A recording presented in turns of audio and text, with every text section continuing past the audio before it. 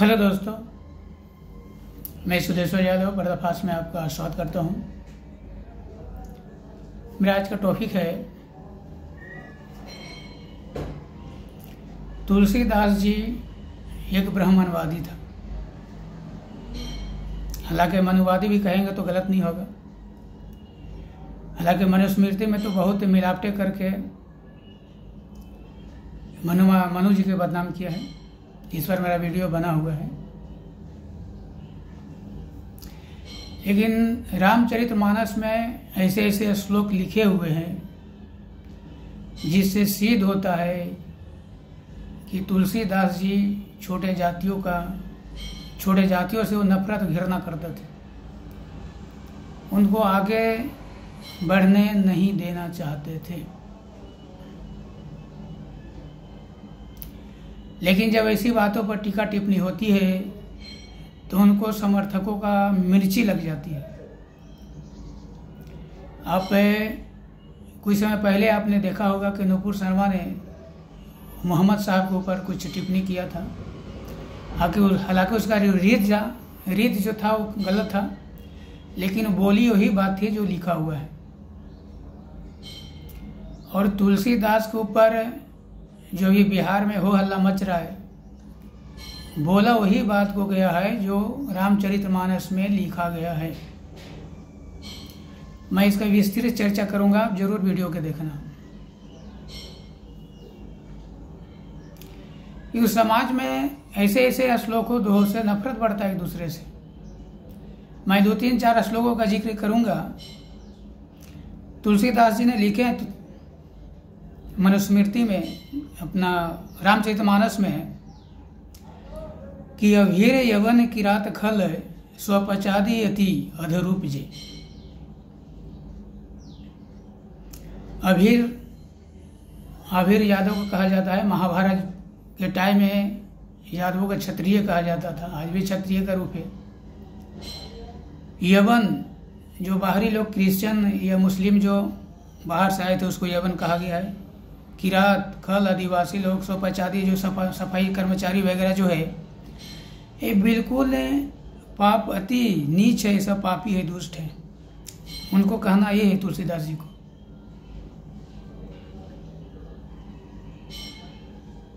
और उसमें से ये भी कहती हैं कि ये सब दुष्ट है, नीच है, लेकिन अगर ये राम का जाप करेंगे तो पापों से छूट जाएंगे। लेकिन पहले इनको सबको नीच बता दिया। अब एक चीज आपको ये यहाँ देखना है, मेन पॉइंट है कि अभीर यादव के नीचे पापी बता रहे हैं, जबकि आपका जो सनातनी है, राम का ही दूसरा रूप, दूसरा अवतार कृष्ण को बताया है। और कृष्ण यादव का ही यादव समाज से आते हैं। तो इनको एक ऐसी भक्ति है कि जिस यादव समुदाय से कृष्ण आ रहे हैं उसी को आप नीच बता रहे हो, उसको आप पूजा कर रहे हो। वो कैसी भक्ति है आपका? ये तो पूरे यादव का अपमान तो हुआ ही। वो कृष्ण जिसको आप भक्त हो, जिसको आप आराध्य मान रहे हो, उसको भी अपमान कर दिया आपने। अरे कम से कम यादवों को तो बख्श देते। आज तक कहीं हमने नहीं पढ़ा कि यादवों को कोई नीच कहा है, दुष्ट कहा है, शूद्र कहा हो। ये बड़ी जाति बड़ी कास्ट में आता है। पर रामचरितमानस में साफ लिख दिया, जब हीर ये अत्यंत नीच और पापी है तो कृष्ण को आप कैसे पूजा कर रहा हूँ, कैसे उसको आराध मान रहा हूँ? क्यों? कृष्ण आपको आराध है। और मथुरा में कृष्ण को आप पूजा किया है जाके, और कृष्ण में ही आप राम के स्वरूप को दर्शन किया है।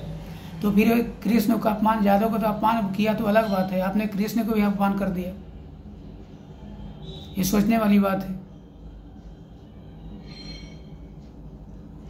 दूसरा है पूजा ही विप्र सकल गुणहीना, सूत्र न पूजी वेद परमीना। ये सीधे मनवाद का समर्थक है। ब्राह्मण चाहे कितने भी गुणहीन हो, चाहे अत्याचारी हो, पापी हो, शराबी हो, मांसाहारी हो, व्यभिचारी हो, वो पूजनीय है। लेकिन शूद्र चाहे कितनी बड़ा विद्वान क्यों न हो, वेदों को जानकार हो, उसको पूजा नहीं की जा सकती है। इसका मतलब ये हुआ, ये रामचरितमानस में लिखा हुआ है।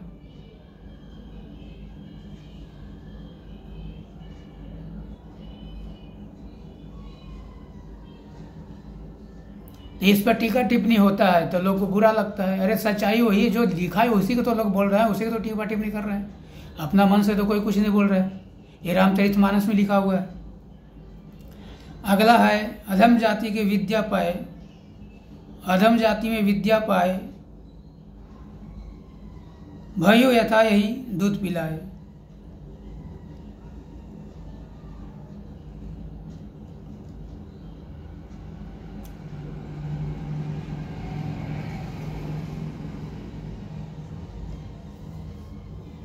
इसका मतलब क्या हुआ है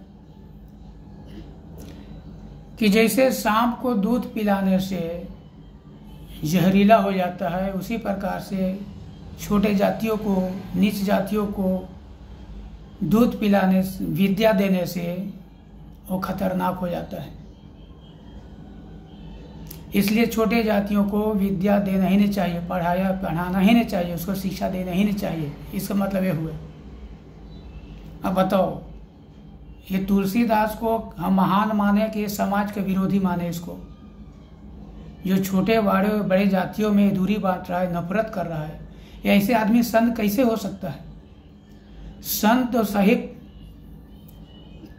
ईश्वर भक्त वही होता है जो समाज को सम दृष्टि से देखता हो, सबको समान समझता हो। जैसे ईश्वर हिंदू, मुस्लिम, सिख, ईसाई सबको समान देखता है, सबको समान समझता है, सबको पैदा किया। उसका भक्त भी वही होते हैं, सबके प्रति सम दृष्टि होती है। लेकिन ये ऊंच नीच में भेद करने वाले, बांटने वाला ये आदमी संत तो महान कैसे हो सकता है? ये संभव नहीं है। दूसरी चीज उन्होंने एक और चीज लिखा है कि ढोल गवार शूद्र पशु नारी सकल ताड़ना के अधिकारी। इसे मैं आपको सिद्ध करके बताऊंगा कि तुलसीदास संत तो बाद में बना, पहले वो बहुत कामुक आदमी था। वो अपने बीवी से बहुत ज़्यादा प्रेम करते थे और उनका आपको कहानी एक शायद मालूम होगा, पढ़ा होगा तो। बीवी उनको मायके में थी और अचानक आधी रात को इनको बीवी की याद आ गया। बरसात हो रही थी आधी की रात। और बीवी की याद के साथ साथ उनको काम वासना सता दिए। बीवी की याद आता है तो आदमी आधी रात को नहीं जाता है बीवी के पास, किसी तरह से हमको पहुंच, कोई आके बहुत दूर है, बीवी वहाँ पास में नहीं है, तो बीवी की याद आएगा थोड़ी है कि आधी रात की हो, कभी तुरंत भागना शुरू कर देगा। उनको काम वासना सताया। शायद ये लोग मेरा बात का सपोर्ट नहीं करते हूँ, लेकिन मैं अभी मैं इसका प्रूफ करके दिखाता हूँ। आधी रात को काम वासना सताता है उनको, बरसात हो रही है, घर से निकल देते हैं। रास्ते में नदी आती है, नदी में बाढ़ आ चुका होता है, अब उसको पार कैसे करेंगे? लेकिन नदी में एक मुर्दा बह के जा रहा था, उसको लकड़ी समझ को पकड़ के पार कर गए। अब घर पर जाते हैं तो केवाड़ी बंद है, दरवाज़ा बंद है। अब कोई मेहमान जाकर दरवाज़ा खटखटाएगा ना, तो उनको तो डायरेक्ट बीवी के पास पहुंचना था। अब सोचो, अब मेहमान जाएगा तो दरवाज़ा खटखटाएगा कि ऊपर से छत पे चढ़ जाएगा। अब वहाँ एक सांप लटक रहा था, उस रस्सी समझ के सांप पकड़ के उसी से धड़ाम से बीवी के पास कूद गया जाएगा। अब इससे क्या सिद्ध होता है? आप मेहमान भर के जा रहे हो किसी के घर में, तो आपको दरवाज़ा खटखटाना था। लेकिन उनको ऊपर वासना का भूत सवार था। वासना की पूर्ति के लिए डायरेक्ट उनको बीवी से मिलना था। अब उस टाइम के ब्राह्मणी औरतें जो बिल्कुल एक तरह से बहुतों की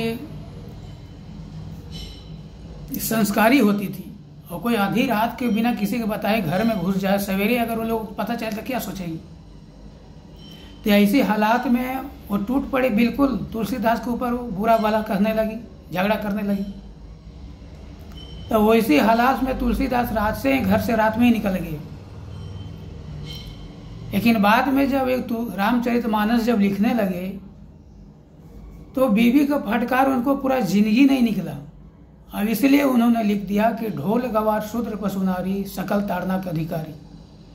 अगर उस दिन उनको काम वासना का पूर्ति हो गया होता तो औरतों के प्रति इनका विचार बदल गया होता। लेकिन उनको काम वासना की पूर्ति नहीं हुआ, इसलिए पूरा जिंदगी औरतों के प्रति इसके मन में नफरत की भावना बन गया था, बैठ गया था, और वो सामने वो दोहा में दिख पड़ा। इसलिए आज के जो उनका समर्थक ब्राह्मण लोग हैं कहते हैं कि इसका मतलब ये नहीं होता है सकल ताड़ना का अधिकारी, ये मतलब नहीं, ताड़ना का मतलब ये नहीं होता है। आप खाना खा रहे हो तो कोई पूछेगा कि आप क्या करो, तो आप क्या बोलोगे कि मैं सूंघ रहा हूं। अरे ताड़ना का मतलब मारना, पिटला, धुतकारना होता है। अब दूसरा नमाज रामचरितमानस में देख रहा था, उसमें क्या लिखा है ताड़ना की शिक्षा, ढोल गवार सूत्र पशुनारी सकल ताड़ना का मतलब शिक्षा का अधिकारी है। ढोल को शिक्षा दिया जाता है, पशुओं को शिक्षा दिया जाता है। माने लोगों को कितना मूर्ख समझते हैं, लोगों को माने सिखाना समझाना उल्टा सीधा इन लोगों के मतलब सहज हो जाता है। अरे कोई भी डिक्शनरी में देख लो, ताड़ना का मतलब धुतकारना, फटकारना, मारना ही लिखा हुआ है। आप खुद सोचो, ढोल को शिक्षा दिया जाता है, पशुओं को शिक्षा दिया जाता है।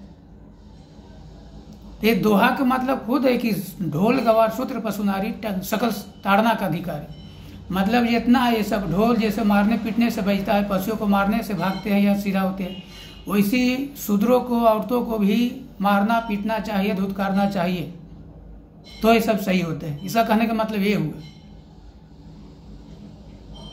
तो इनको वासना का पूर्ति नहीं हुआ, वो आग पूरा जिंदगी जलता रहा, ईश्वर के प्रति मन में इनको नफरत बैठा रहा पूरा जिंदगी। इसलिए इसका मतलब यही होता है कि ढोल गवार शूद्र पशुनारी सकल ताड़ना के अधिकारी, ये सब जैसे ढोल मारने पीटने से बचता है, पशुओं को मारने पीटने से सही होते, उसी प्रकार स्त्रियों को भी मारना पीटना चाहिए, शूद्रों को भी मारना पीटना चाहिए, तो सही रास्ते पर आते हैं। कहने का मतलब ये है। लेकिन जैसे जैसे लोग इसके ऊपर टिप्पणी करते हैं, ये ग्रंथों का अर्थ बदल देते हैं।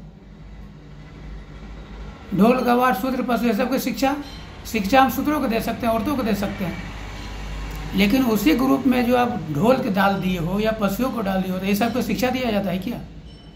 तो ये लोग अर्थ बदल देते हैं। देखते हैं कि समाज में ज्यादा निंदा होने लगा तो उसको अर्थ बदल देते हैं।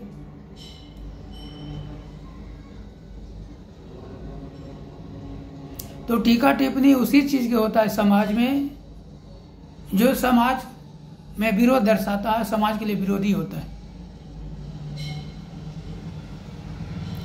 इसलिए तुलसीदास का जो विचार था बिल्कुल मनुवादी था, ब्राह्मणवादी था। वो छोटे जातियों को देखना नहीं पसंद करता था, उसको आगे बढ़ने देना नहीं चाहता था।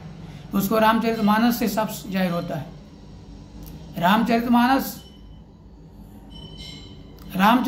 सब लिख रहे हो, आप उसमें ईश्वर को स्तुति कर रहे हो या राम के बारे में चरित्र लिख रहे हो, रामचरित्र लिख रहे हो, तो राम को चरित्र लिखो ना।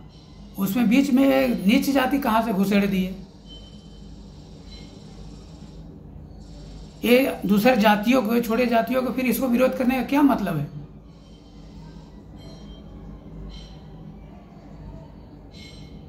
अब जिस कृष्ण की पूजा कर रहे हो, उसको आराध्य मानते हो, उसको सेवा कर रहे हो, उसी जाति को नीच और पापी बता रहे हो, तो फिर उसका पूजा क्यों कर रहे हो? पूजा करने का मतलब क्या होगा?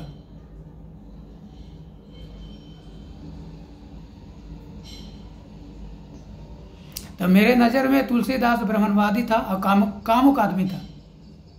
वो बाद में संत बना, ठीक है, संत बनने के बाद शायद कामुकता निकल गया हो, लेकिन ये ब्राह्मणवादी और मनुवादी उसके अंदर से निकला ही नहीं था। वो मुस्लिम के जमाने में था, अकबर के जमाने में था। उन लोगों को तो निंदा कभी किया ही नहीं।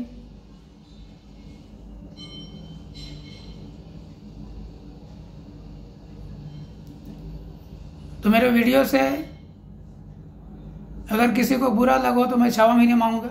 क्षमा इसलिए नहीं मांगूंगा कि हकीकत है जो मैं बताया हूँ। अब रामचरितमानस उठा के देख लो, ये सब आपको दोहा मिलेंगे। इसमें मैं दोहा किस पृष्ठ पर वो मैं बोलना भूल गया हूँ, फिर भी देख लेना, सारे रामचरितमानस का ही दोहा है और पढ़ लेना। तो मैं वीडियो को मैं अपनी वाणी के यहीं विराम देता हूँ। हम मेरा वीडियो का पूरा देखें, लाइक करें, सब्सक्राइब करें, बेल आइकन को दबाएं कि आने वाले सारे वीडियो मिलता रहे। जय हिंद, जय भारत।